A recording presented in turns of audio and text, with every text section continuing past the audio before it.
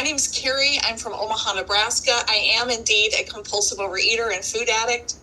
I was thinking a lot about step 1, powerless over food, and my life is unmanageable. And I wrote down the erosion of self. The erosion of self. And when I came into the rooms, I came in 25 years ago.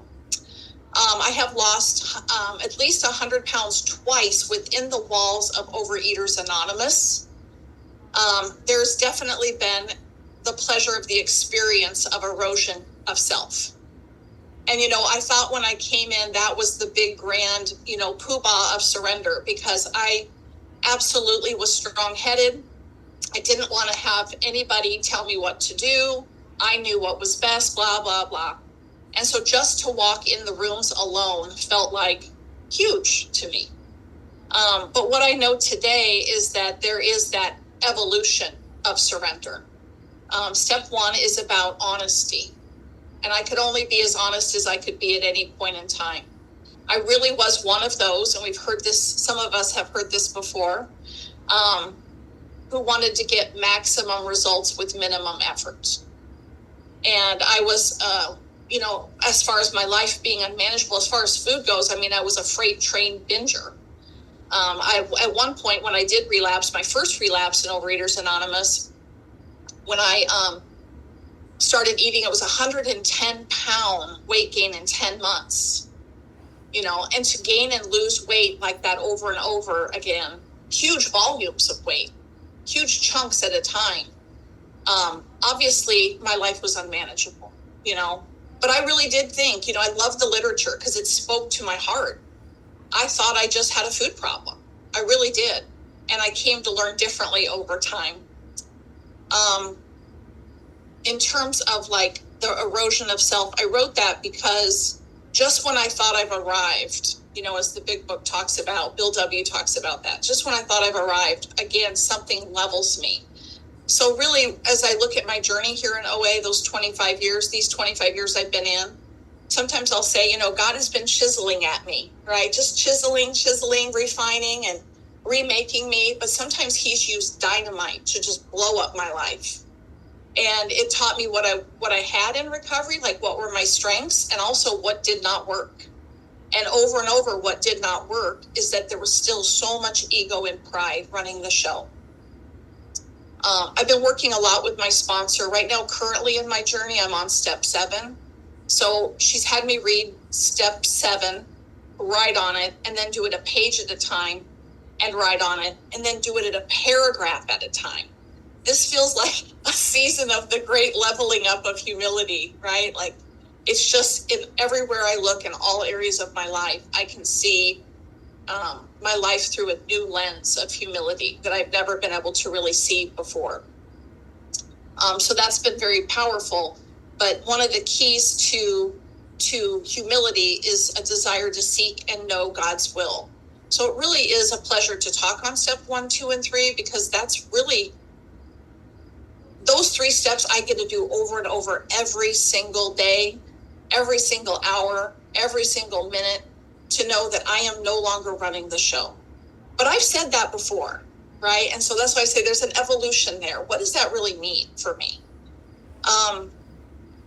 There's always a leveling up.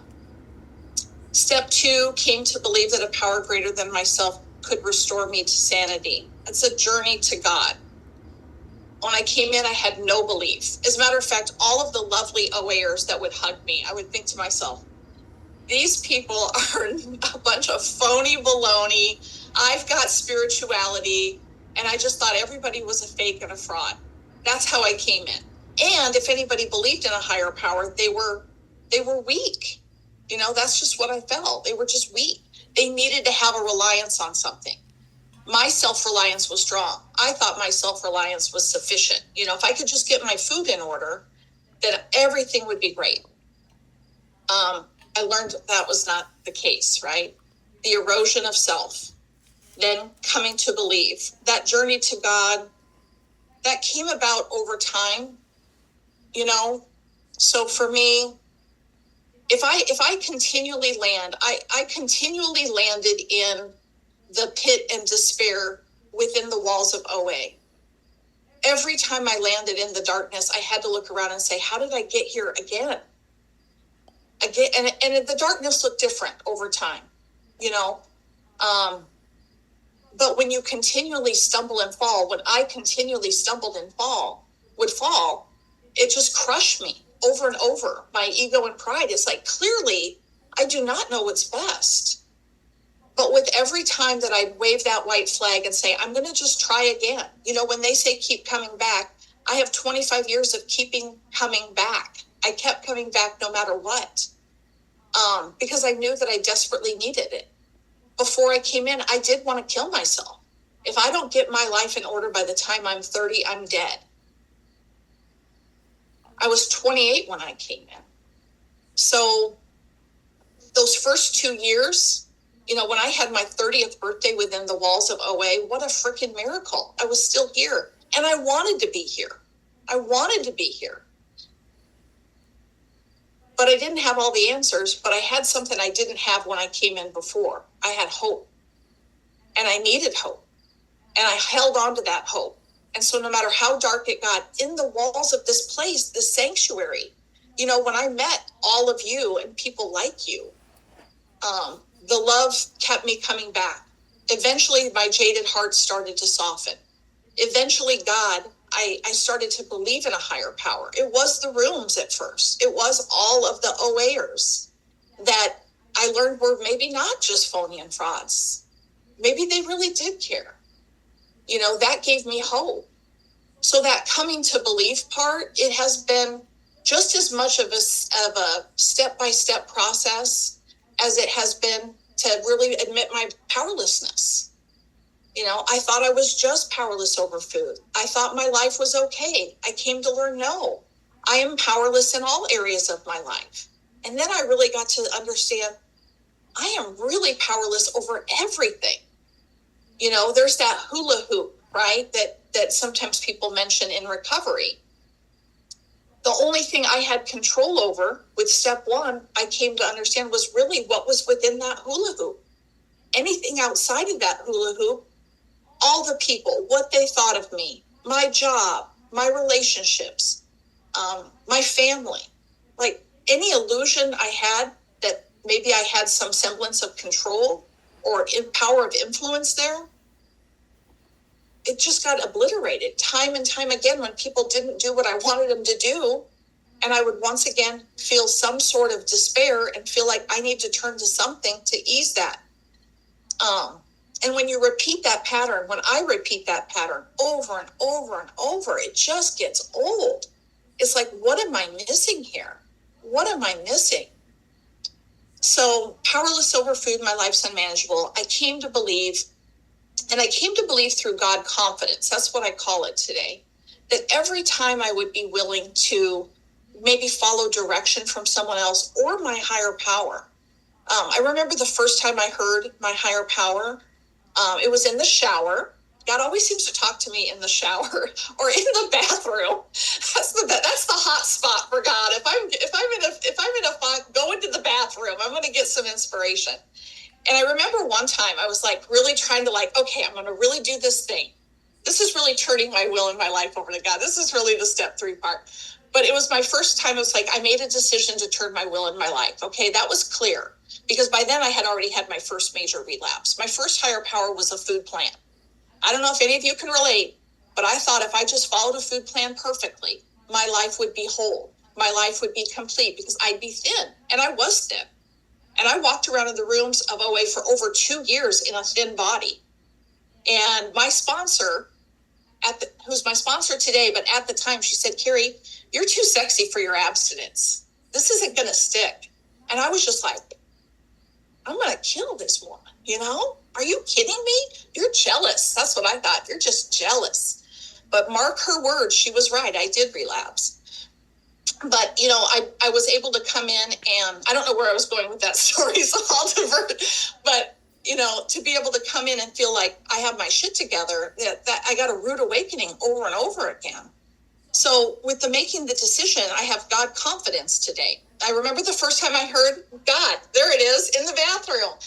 And I said to God, I was going to really try and practice this turning wheel over. I said, God, I I have this decision I need to make. Should I do this or should I do this? And I knew it was God because this is what he said to me. And it's funny because from a person who did not believe, who actively hears and experiences God today, I can hear God's voice. I feel like I'm always paying attention. He said to me, are those my only two choices? Like, that's not something I could come up with. I gave God two choices and God's like, is that it, Kari? Like, those are my only two options? And I realized, like, not only was it humbling, like, here I am trying to run the show with God. You get choice A or B. But it was a leveling, And so the God confidence I speak of, I use a lot in the rooms because I feel that people will say to me sometimes, you are so confident, Kari. And it's like, no. I am not confident, but I do have God confidence, which is that I know that God is going to show up, and God is going to show up for me in all the ways I would never think God would show up. And everything that I think is the right way of doing things today, I get to retire from. I'm not going to do it my way. I try to yield on purpose because I intuitively know if I think that it's my way and it's the right way, pause, have that sacred pause and ask, what do you need me to do? And sometimes if I don't get an answer, just do the opposite of what I think I need to do. I mean, that is actually the best thing for me to do oftentimes, is just to do the opposite. I wrote in here, I have a little tiny note sheet. I don't like to take notes too much because then I'm focused on the paper. I want to be focused on all of you. But for today, since I haven't got a timer alert yet, I know I have more than 5 minutes. I want to talk about what happened. So, like, the greatest leveling. I have a friend that calls his life, he had something in his life, he calls it the great disruption. Well, I'll say it was a great disruption for me. It was a great disruption of my ego and pride. So I'm walking around in the rooms of OA. I guess it would be 22 years in. I've told you all about my relapses. I know that my way isn't the way. I know that my food is cleaner than it's ever been. I had a history of anorexia, bulimia, binging huge swings. I'm a volume binger. Volume is, like, I can eat an exorbitant amount of food in my disease in a very short little period of time. I thought, 2 years ago, let's just say I'm really bad with dates and times, but I thought 90% of my food is really clean. I'm abstinent. I am clearly abstinent. And somebody came in the rooms and they started to, well, they've always been in the rooms, but they started to come in and have an extra pep in their step and had a lightness about them and seemed to have some, like, a renewed sense of joy. And they had been in the rooms just as long as I had been, pretty much. I mean, years, 17 years in the room for this person. And I'll tell you what, when I started to hear I'm making phone calls every day, I'm calling this person, I'm on Zoom meetings, I'm doing this, I'm doing that. And they didn't say it that way necessarily, but that's what I heard. I just thought, I don't know what you think you are. This is what I thought in my head. But, simmer down here, hot stuff, like a lot of ego and pride going on. I had a lot of judgments. Well, God was talking to me about this. He's like, Kari, you're being awfully judgmental of this person. Interesting that you're not happy for them. What's the jealousy about?